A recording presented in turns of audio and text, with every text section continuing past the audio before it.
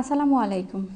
ঘরে থাকা অল্প উপকরণ দিয়ে কিভাবে শর্টকাট ওয়েতে ইনস্ট্যান্ট পাস্তা তৈরি করে নিতে পারেন সেই রেসিপিটি আপনাদেরকে আজকে দেখাবো।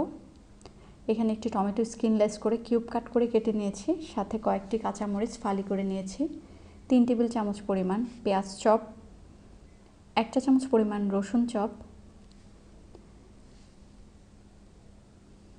2 চা চামচ পরিমাণ সয়া সস, পরিমাণ মতো তেল, 2টো ডিম ভেজে ঝুরি করে নিয়েছি, সেই সাথে 1.5 কাপ পরিমাণ মেজারমেন্ট কাপে 1.5 কাপ পরিমাণ পাস্তা পানিতে সামান্য একটু লবণ আর তেল দিয়ে সিদ্ধ করে পানি ঝরিয়ে নিয়েছি।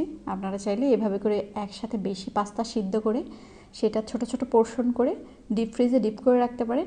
নেক্সট টাইম ডিপ ফ্রস্ট করে পাস্তা রান্নার ক্ষেত্রে ব্যবহার করতে পারবেন। বারবার সিদ্ধ করার কোনো ঝামেলাই থাকবে না। আর এইভাবে রেসিপিটা তৈরি করলে বাচ্চারাও খেতে খুব পছন্দ করে, যেহেতু এর মধ্যে খুব বেশি সবজি দেওয়া নেই। প্রথমে একটি কড়াই বসিয়ে নিয়েছি চুলাতে, গ্যাস অন করে দিলাম। এর মধ্যে সয়াবিন তেল দিয়ে দিব।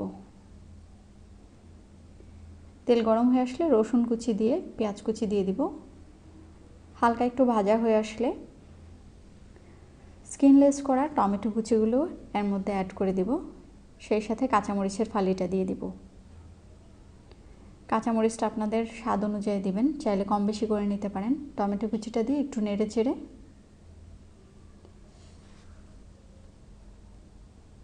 ডিমের ঝুরিটা অ্যাড করে দিব।